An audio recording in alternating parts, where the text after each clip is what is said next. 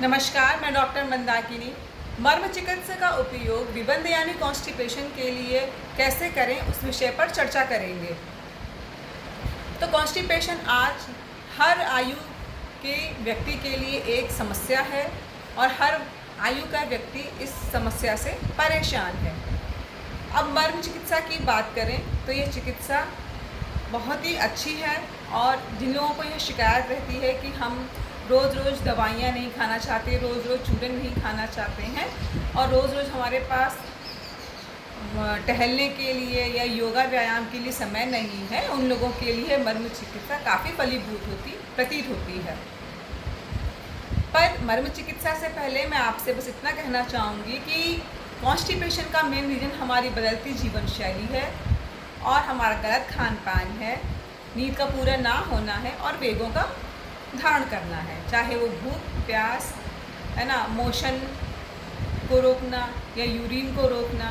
तो इन सब वेगों के अर्ज को रोकने से वायु बढ़ करके हमारे पेट में विबंध को उत्पन्न करती है।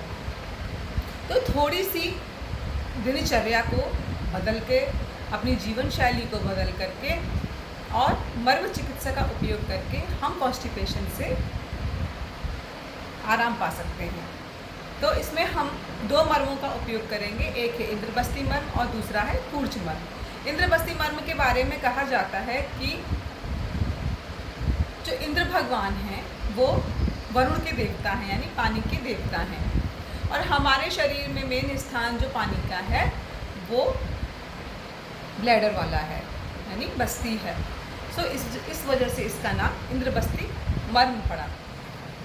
कहा जाए इंद्रबस्ती मर्म जो है वह छाती से लेकर के और नीचे पेल्विक एरिया तक जितने भी ऑर्गन हैं इनमें होने वाली बीमारियों में आराम देता है, चाहे वो BPH हो यानी बिनाइन प्रोस्टेट हाइपरट्रॉफी हो या फिर बार बार आपको यूरिन की शिकायत हो, आपको यूरिन रिटेंशन की प्रॉब्लम हो, किडनी की प्रॉब्लम हो, यूट्रस की प्रॉब्लम हो, आंतों की प्रॉब्लम हो, डायलेशन में कोई प्रॉब्लम हो, किसी भी प्रकार की समस्या इस पोर्शन में अगर होती है तो आप इंद्रबस्ती मर्म को उत्प्रेरित करके इससे आराम पा सकते हैं।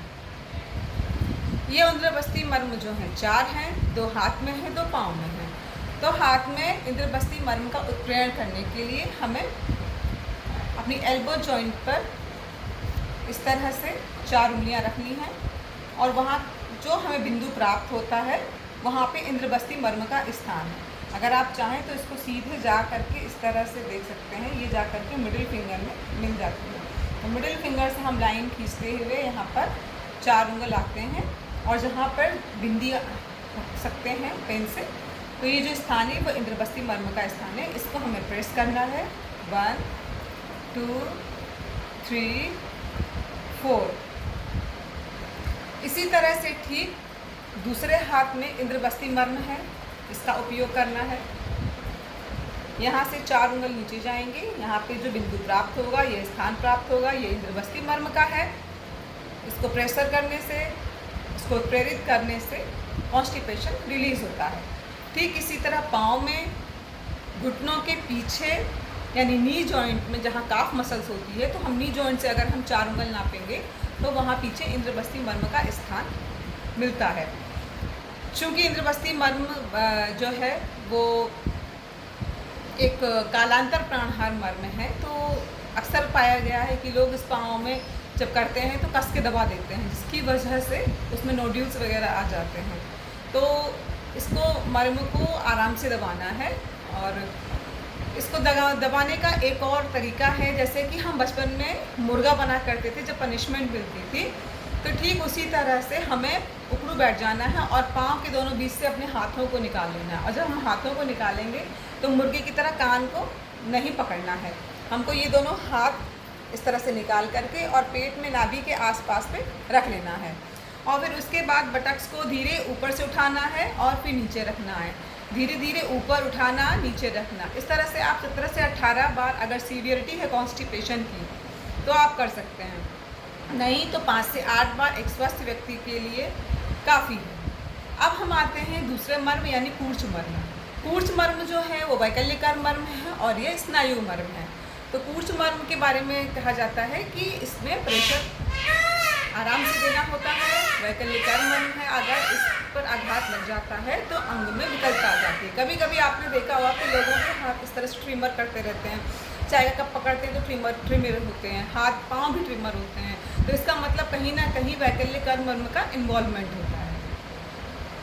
सो जो कूर्च मर्म है इसका स्थान है, ये अंगूठा है, अंगूठे की जो बेस है यानी ये जो जॉइंट है, यहाँ से हम इसको 2 उंगल नापेंगे और जहाँ पे एक बिंदी लगाएंगे, ये जो बिंदी प्राप्त होती है इसको हम प्रेस कर सकते हैं।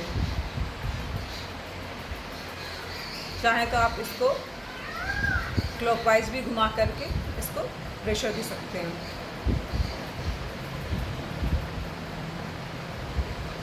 ठीक इसी तरह दूसरे हाथ में ये हमारा बेस है अंगूठे का, यहाँ से 2 उंगल नीचे रखेंगे, यहाँ पे जहाँ पे ये दूसरा उंगली ख़त्म होता है यहाँ पर हमें प्रेशर देना है। 17 से 18 बार सीवियरिटी में और 5 से 8 बार जो है जो स्वस्थ है उसको। अगर आप इस तरह से नहीं दे सकते हैं तो इसको इस तरह से भी दे सकते हैं। मेन इसको प्रेशर देना है हल्के हल्के हाथ से ताकि कोई भी विकलता ना आए। ठीक इसी तरह हमारे पाँव में होता है,